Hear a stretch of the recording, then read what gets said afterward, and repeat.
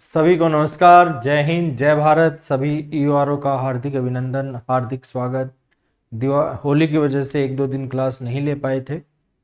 आज बात करेंगे हम नगरपालिका अधिनियम 2009 के अध्याय 1 की। और अध्याय 1 है वो हमारे सिलेबस में नहीं है, लेकिन यहाँ जो परिभाषाएं दी गई है या यहाँ जो शब्दावली दी गई है वहाँ से हमें पेपर में जरूर प्रश्न पूछे जाएंगे। इसलिए अध्याय 1 को भी आपको पढ़ना पड़ेगा। दो छोटी छोटी धाराएं हैं, धारा 1 और धारा 2।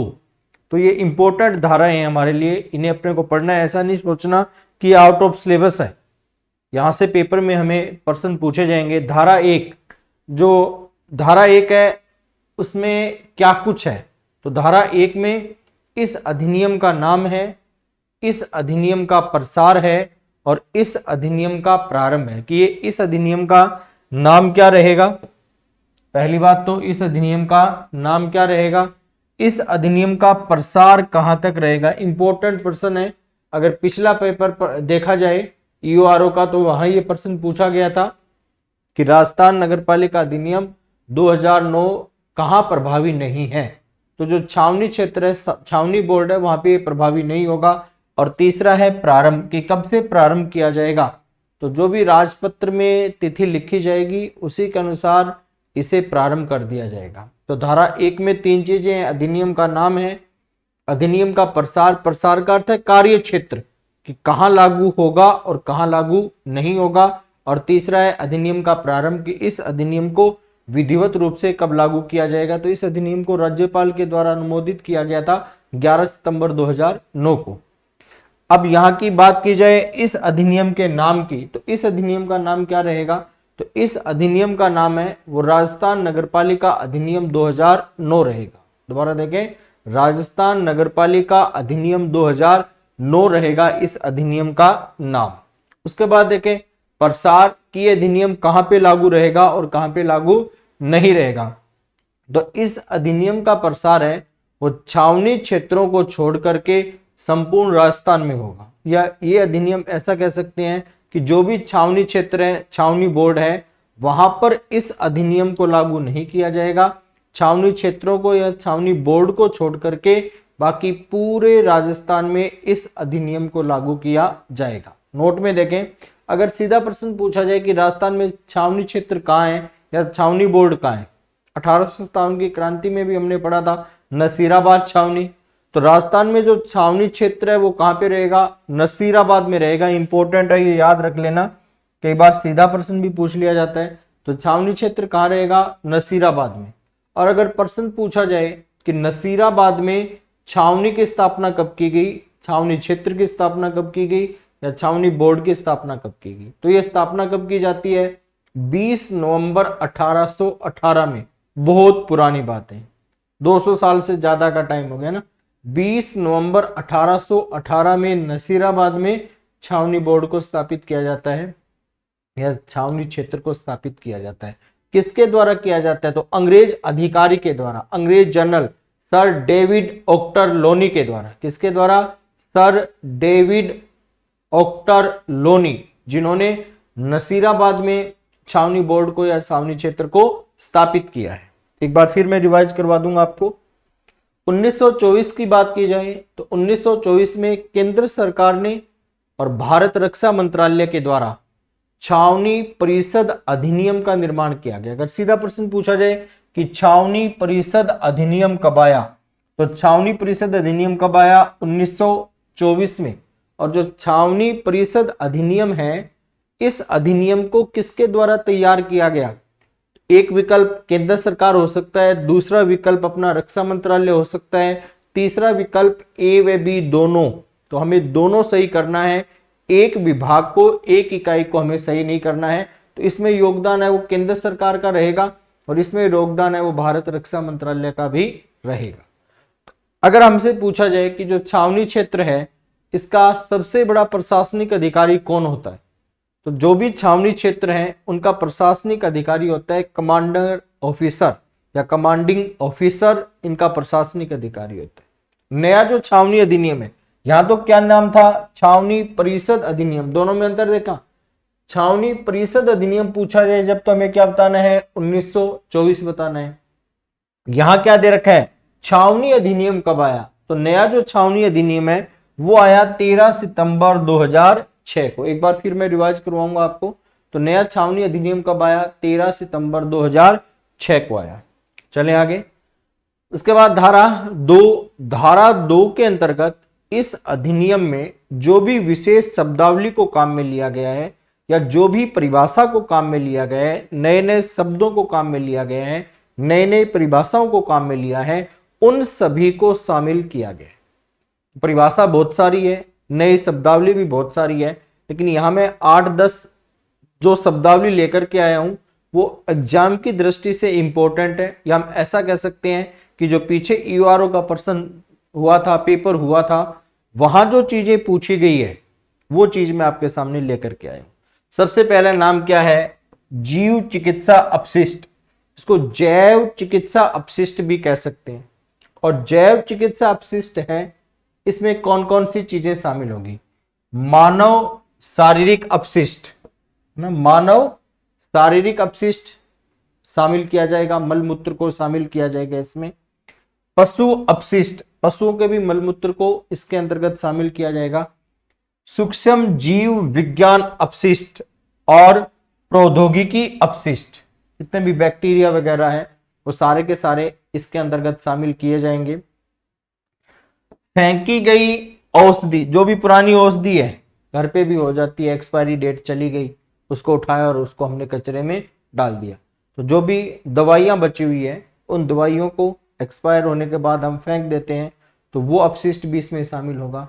सभी प्रकार का ठोस अपशिष्ट और सभी प्रकार का तरल या द्रव अपशिष्ट, ये सारे के सारे किसके अंतर्गत आएंगे, जैव चिकित्सा अपशिष्ट में या जीव चिकित्सा अपशिष्ट में। कौन कौन है, मानव शारीरिक अपशिष्ट है, पशु अपशिष्ट है, सूक्ष्म जीव विज्ञान अपशिष्ट है, प्रौद्योगिकी अपशिष्ट है, फेंकी गई दवाइयां हैं, ठोस अपशिष्ट है और द्रव अपशिष्ट है। ये सारे किस में शामिल है, जीव चिकित्सा अपशिष्ट में शामिल रहेंगे। उसके बाद देखें दूसरा क्या आया, भवन। भवन किसे कहेंगे, अपना घर है, अपना मकान है, मकान में क्या कुछ चीजें होती है, जो चीजें हमारे मकान में हैं वो सारी की सारी किस में शामिल की जाएगी, वो सारी की सारी भवन में शामिल की जाएगी। याद रटने वाली बात नहीं है।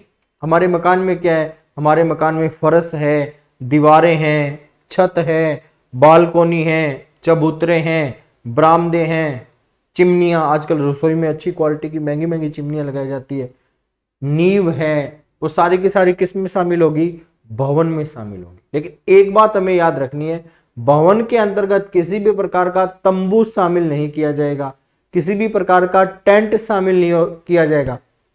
जैसे भी शादी समारोह का सीजन चल रहा है, कल भी शादियां हैं, 12 को भी है, 14 को भी है, 15 को भी है, तो जो टेंट लगा दिया जाता है, टेंट को भवन में शामिल नहीं किया जाएगा।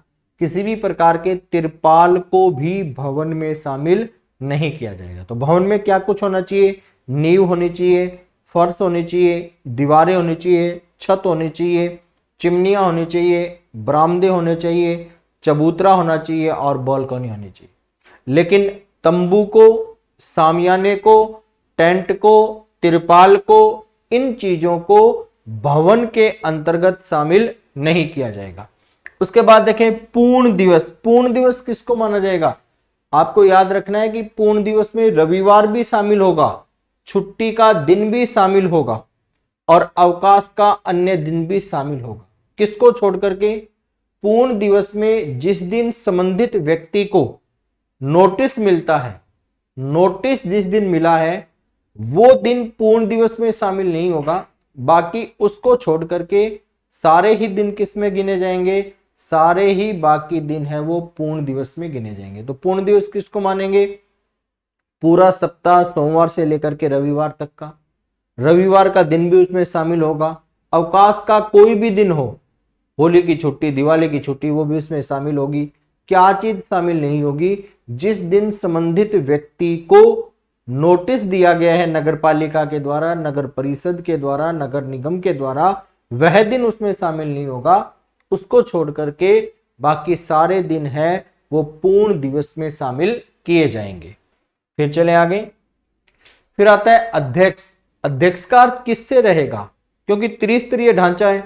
त्रिस्तरीय ढांचे में 3 प्रकार की चीजें हैं, एक तो है नगर पालिका, एक है नगर परिषद और एक है नगर निगम।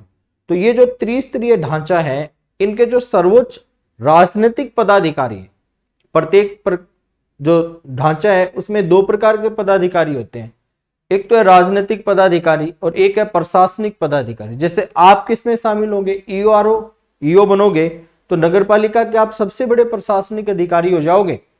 ईओ का अर्थ क्या हो गया, आप नगर पालिका के सबसे बड़े प्रशासनिक अधिकारी हैं। तो इस संगठन में 2 प्रकार के पदाधिकारी, एक राजनीतिक और एक प्रशासनिक। जब अध्यक्ष की बात की जाएगी तो अध्यक्ष में कौन से व्यक्ति आएंगे, राजनीतिक पदाधिकारी। याद रखना, अध्यक्ष में कौन आएंगे, अध्यक्ष में आएंगे राजनीतिक पदाधिकारी। और राजनीतिक पदाधिकारी में भी कौन, जो सर्वोच्च हैं, जो 1 नंबर पे आते हैं। तो बात करें नगरपालिका की, तो नगरपालिका में तो चेयरमैन हो जाएगा, चेयरमैन कह सकते हैं, नगरपालिका का अध्यक्ष भी कह सकते हैं। नगर परिषद की बात की जाए तो नगर परिषद में उनका नाम क्या हो जाएगा, सभापति हो जाएगा। नगर निगम में उनका नाम क्या हो जाएगा, महापौर हो जाएगा। अगर इनको उपाध्यक्ष की बात की जाए तो उपाध्यक्ष नगरपालिका का उपाध्यक्ष या वाइस चेयरमैन, नगर परिषद का सभापति अध्यक्ष है, उपसभापति हो जाएगा नगर परिषद में, और महापौर नगर निगम में है, और उपाध्यक्ष में कौन हो जाएगा, उप महापौर। तो अध्यक्ष का अर्थ क्या होगा, संबंधित त्रिस्तरीय ढांचे का सर्वोच्च राजनीतिक पदाधिकारी, जैसे नगरपालिका में चेयरमैन या अध्यक्ष, नगर परिषद में सभापति और नगर निगम में महापौर। उसके बाद कौन आता है, उसके बाद आता है मुख्य नगरपालिका अधिकारी। यहां कौन है, यहां सरकारी कर्मचारी है, प्रशासनिक कर्मचारी है। यहां कौन आएगा, सरकारी कर्मचारी आएगा या फिर प्रशासनिक कह सकते हैं, प्रशासनिक अधिकारी को, कर्मचारी को इसके अंतर्गत शामिल किया जाएगा। अब सबसे पहले कौन है नगरपालिका में, तो नगरपालिका में कौन हो जाएगा, कार्यपालक अधिकारी, ईओ हो जाएगा। कौन होगा नगरपालिका का, ईओ हो जाएगा, ईओ। उसके बाद नगर परिषद में कौन हो जाएगा, आयुक्त। नगर परिषद का मुख्य कार्यकारी अधिकारी कौन है, आयुक्त। जो भी काम होगा उन्हीं के नाम से होगा। नगर निगम में मुख्य कार्यकारी अधिकारी कौन है, मुख्य कार्यपालक अधिकारी एवं आयुक्त। दोबारा सुने, नगर पालिका में कौन है, कार्यपालक अधिकारी ईओ है। नगर परिषद में कौन है, आयुक्त है। नगर निगम में कौन है, मुख्य कार्यपालक अधिकारी एवं आयुक्त, ये रहेंगे। कॉम्प्लेक्स, कॉम्प्लेक्स किसे कहेंगे, 2 प्रकार के हो सकते हैं। एक तो उद्योग धंधों से संबंधित है, व्यापार से संबंधित है। वाणिज्य अटपटा लगे तो उद्योग धंधे कह सकते हैं, व्यापार कह सकते हैं, व्यवसाय कह सकते हैं, है ना, उनसे संबंधित है। और एक कौन सा है, रहने के लिए, आवासीय है। एक व्यापार से संबंधित हो गया और एक रहने से संबंधित हो गया। कॉम्प्लेक्स किसे कहा जाए, दोनों का मायना अलग रहेगा। जब हम व्यापार की बात करेंगे, व्यापार में जो कॉम्प्लेक्स शब्द आएगा, उद्योग धंधों में जो कॉम्प्लेक्स शब्द आएगा, उनमें वो भवन शामिल होंगे जिनमें कम से कम 25 मकान अंदर बने हुए हैं, 25 इकाइयां उनके अंदर बनी हुई है। 25 या 25 से अधिक होना जरूरी है, 25 से कम है तो वो वाणिज्य क्षेत्र में कॉम्प्लेक्स में शामिल नहीं किया जाएगा। अगर हम रहने से संबंधित बात की करें, आवासीय बात करें, तो आवासीय क्षेत्र में कम से कम 10 मकान होने जरूरी है, कमरे 10 कमरे होने जरूरी है। सामान्य भाषा में हम कह सकते हैं 10 से अगर कम कमरे हैं तो वो कॉम्प्लेक्स में शामिल नहीं किया जाएगा। पहले ये पूछा जा चुका है पुराने प्रश्नों में। तो याद रखना है, जो भी व्यवसायिक है या फिर वाणिज्य उपयोग में काम में ली गई भवन है, उसमें 25 मकान कम से कम होने जरूरी है। आवासीय में कम से कम 10 मकान होने जरूरी है, वही कॉम्प्लेक्स के क्षेत्र में शामिल किया जाएगा, अन्यथा कॉम्प्लेक्स के क्षेत्र में नहीं आएगा। डेयरी में क्या क्या आएगा, डेयरी में फॉर्म भी आएगा, पशुशाला भी आएगा, गौशाला भी आएगा, दुग्ध भंडार भी आएगा, दूध की दुकान भी आएगी। ये सारे के सारे किससे संबंधित रहेंगे, डेयरी से संबंधित। खतरनाक रोग इंपॉर्टेंट है, पेपर में पूछा जा सकता है।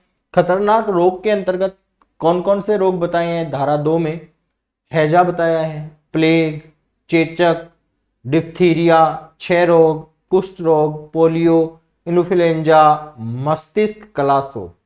अब देखें एड्स को इसमें शामिल नहीं किया गया है ना, नगर पालिका अधिनियम में एड्स है वो खतरनाक रोग में शामिल नहीं किया गया, ये आपको थोड़ा सा याद रखना है। कैंसर है वो खतरनाक रोग में शामिल नहीं किया गया। हृदय घात है ना, हार्ट अटैक है, उसको खतरनाक रोग में शामिल नहीं किया गया। तो खतरनाक रोग में हैजा है, प्लेग है, चेचक है, डिप्थीरिया है, क्षय रोग है, कुष्ठ है, पोलियो है, ये सारे के सारे खतरनाक रोग हैं।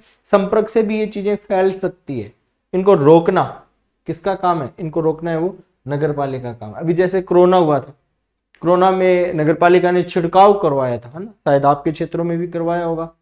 अगर नगर पालिका थी तो नगर पालिका ने, नगर परिषद थी तो नगर परिषद ने, और नगर निगम थी तो नगर निगम ने छिड़काव करवाया था। अभी ये जो जिम्मेदारी है वो किसके अंतर्गत है? खतरनाक रोग के अंतर्गत। हालांकि कोरोना अब अधिनियम 2009 में आया था, उस समय ऐसा कुछ भी नहीं था, कोरोना लोग जानते भी नहीं थे, तो कोरोना को शामिल नहीं किया गया। यहाँ भी कोरोना शामिल नहीं है खतरनाक रोग में, लेकिन कोरोना के समय छिड़काव करवाने का काम ये तीनों स्तर पर किया गया था, नगर पालिका में भी, नगर निगम में भी और नगर परिषद में भी। चले आगे। बासा किसे कहेंगे? बासा जो भी धर्म से संबंधित यात्री है, जैसे बाबा शाम के लोग जाते हैं, बाबा हनुमान के जाते हैं, तो जगह जगह कुछ ना कुछ निवास स्थान बने रहते हैं, धर्मशाला बनी रहती है, लोग वहां जाते हैं, रात को ठहर जाते हैं। या अन्य कोई भी व्यक्ति जो रात को कहीं रात गुजारने का काम करता है धर्मशाला में या अन्य कोई सामुदायिक केंद्र में, वो चीज किससे संबंधित रहेगी? वो बासा से संबंधित रहेगी। तो तीर्थ यात्रियों के लिए या अन्य यात्रियों के लिए रहने के लिए, रात्रि काल में रहने के लिए उपयोग में लिया गया भवन है वो क्या कहलाएगा? बासा कहलाएगा। तो सीधा याद रखो कि जब पैदल यात्री जाते हैं तो रात को जहां भी वो ठहरते हैं वो किससे संबंधित है? वो बासा से संबंधित है। गणोत्पादक पदार्थ, इसमें कौन कौन सी चीजें हैं? रसोई का कचरा है, अस्तबल का कचरा है, गोबर है, आदि सभी चीजें वो इनके अंतर्गत शामिल की गई है। उसके बाद स्मार्ट राज प्रोजेक्ट, मोस्ट इंपोर्टेंट, ईओआरओ में संभवतः यहां से हमें पेपर में प्रश्न मिलेगा। स्मार्ट राज प्रोजेक्ट है क्या? स्मार्ट राज प्रोजेक्ट मोस्ट इंपोर्टेंट कर लेना इसको। शहरी निकायों में ई गवर्नेंस प्रोजेक्ट, स्मार्ट राज प्रोजेक्ट का अर्थ क्या रहेगा? शहरी निकायों में, चाहे वो नगर पालिका है, चाहे वो नगर परिषद है, चाहे वो नगर निगम है, शहरी निकायों में ई गवर्नेंस प्रोजेक्ट वो स्मार्ट राज प्रोजेक्ट है। परिसंकट में अपशिष्ट, परिसंकट में अपशिष्ट में कौन कौन से अपशिष्ट शामिल किए गए हैं? पहला देखें, पर्यावरण अधिनियम 1986 के द्वारा घोषित अपशिष्ट। पहला कौन सा है? पर्यावरण अधिनियम 1986 के द्वारा घोषित अपशिष्ट। दूसरा, भूमि सुधार अधिनियम द्वारा घोषित अपशिष्ट। दूसरा कौन सा रहेगा? भूमि सुधार अधिनियम द्वारा घोषित अपशिष्ट। और तीसरा कौन सा है? वाणिज्य सुधार अधिनियम द्वारा घोषित अपशिष्ट इसमें शामिल किया जाएगा। उसके बाद देखें नाली, नाली में कौन कौन सी शामिल है नालियां? मल नाली शामिल की गई है, पाइप को शामिल किया गया है, जल सरणी को शामिल किया गया है, किसी भी प्रकार की खाई को भी शामिल किया गया है। अधिभोगी किसे कहेंगे? ऐसा व्यक्ति जो भूमि या भवन का उपयोग करता है। अधिभोगी कौन है? ऐसा व्यक्ति जो भूमि या भवन का उपयोग करता है अधिभोगी कहलाएगा। ये नगरपालिका अधिनियम की दो धाराएं हैं, धारा 1 और धारा 2। एक बार फिर मैं आपको रिवाइज करवा देता हूं फटाफट, जिससे कि आपको याद हो जाए। और ये सिलेबस में नहीं है लेकिन फिर भी इंपॉर्टेंट है क्योंकि शब्दावली पेपर में हमें पूछी जाएगी। तो अध्याय 1 में दो धाराएं हैं, धारा 1 और धारा 2। धारा 1 में इस अधिनियम का नाम है, इस अधिनियम का प्रसार है और इस अधिनियम का प्रारंभ है। तो नाम क्या रहेगा? इस अधिनियम का नाम राजस्थान नगरपालिका अधिनियम 2009 रहेगा। प्रसार, इस अधिनियम का प्रसार है वो छावनी क्षेत्रों को छोड़कर के संपूर्ण राजस्थान में होगा। राजस्थान में छावनी क्षेत्र या छावनी बोर्ड है वो नसीराबाद में है। नसीराबाद में छावनी की स्थापना है वो 20 नवंबर 1818 को अंग्रेज अधिकारी जनरल सर डेविड ऑक्टर लोनी के द्वारा की गई। 1924 में केंद्र सरकार एवं रक्षा मंत्रालय के द्वारा छावनी परिषद अधिनियम का निर्माण किया गया। छावनी परिषद का प्रशासनिक अधिकारी कमांडर ऑफिसर या कमांडिंग ऑफिसर होता है। नया छावनी अधिनियम है वो 13 सितंबर 2006 को आया है। धारा 2 में विशेष शब्दावली है, अधिनियम में काम में ली गई या अधिनियम में जो भी परिभाषाएं हैं उनको शामिल किया गया। पहला, जीव चिकित्सा अपशिष्ट पहला है, तो जीव चिकित्सा अपशिष्ट में कौन शामिल है? मानव शारीरिक अपशिष्ट, पशु अपशिष्ट, सूक्ष्म जीव विज्ञान अपशिष्ट, प्रौद्योगिकी अपशिष्ट, फेंकी गई औषधि, ठोस अपशिष्ट, द्रव अपशिष्ट आदि सभी। भवन में दीवार, नींव, फर्श, छत, चिमनियां, बरामदे, चबूतरे, बालकोनी आदि सभी। तंबू को, टेंट को, सामियाने को, तिरपाल को भवन में शामिल नहीं किया जाएगा। पूर्ण दिवस में पूर्ण सप्ताह, रविवार, अवकाश का कोई भी दिन शामिल होगा, लेकिन जिस दिन संबंधित व्यक्ति को नोटिस दिया जाएगा वह दिन पूर्ण दिवस में शामिल नहीं होगा। अध्यक्ष का अर्थ है वो तीनों ही निकायों में राजनीतिक पदाधिकारियों से रहेगा, मुख्य से। नगरपालिका का अध्यक्ष है, नगर परिषद का सभापति है, नगर निगम का महापौर है। उपाध्यक्ष की बात की जाए तो नगरपालिका में उपाध्यक्ष या वाइस चेयरमैन हो जाएगा, नगर परिषद में उपसभापति हो जाएगा और नगर निगम में उप महापौर हो जाएगा। मुख्य नगरपालिका अधिकारी, तीनों निकाय शामिल किए जाएंगे। नगरपालिका में कार्यपालक अधिकारी हो जाएगा, नगर परिषद में आयुक्त हो जाएगा, नगर निगम में मुख्य कार्यपालक अधिकारी और आयुक्त हो जाएगा। कॉम्प्लेक्स, व्यापार की दृष्टि से कॉम्प्लेक्स में 25 या अधिक इकाइयां होना जरूरी है और आवास की दृष्टि से कॉम्प्लेक्स में 10 या अधिक इकाइयां होनी जरूरी है। डेयरी में फार्म, पशुशाला, गौशाला, दुग्ध भंडार, दूध की दुकान आदि सभी। खतरनाक रोग इंपॉर्टेंट रहेगा, हैजा, प्लेग, चेचक, डिप्थीरिया, क्षय रोग, कुष्ठ, पोलियो, इन्फ्लुएंजा, मस्तिष्क कलाशोथ। इसमें एड्स को, कैंसर को, इन चीजों को शामिल नहीं किया गया है। बासा, तीर्थ यात्रियों और यात्रियों के रहने के लिए उपयोग में लिए गए भवन। घनोत्पादक पदार्थ में रसोई का कचरा है, अस्तबल का कचरा है, गोबर आदि सभी। स्मार्ट राज प्रोजेक्ट इंपॉर्टेंट रहेगा, शहरी निकायों में ई गवर्नेंस प्रोजेक्ट। परिसंकट में अपशिष्ट में पर्यावरण अधिनियम 1986 के द्वारा घोषित अपशिष्ट, भूमि सुधार अधिनियम द्वारा घोषित अपशिष्ट, वाणिज्य सुधार अधिनियम द्वारा घोषित अपशिष्ट। नाली में मल नाली, पाइप, जल सरणी, खाई आदि सभी रहेंगे। अधिभोगी में ऐसा व्यक्ति जो भूमि या भवन का उपयोग करता है। अभी के लिए इतना ही। अगली क्लास में धारा अध्याय 2 शुरू करेंगे और फिर धारा 10 या 12 डेली अपने कर लेंगे और बहुत जल्द आपके टेस्ट सीरीज जीके की भी और आपके पार्ट बी की भी। जय हिंद, जय भारत।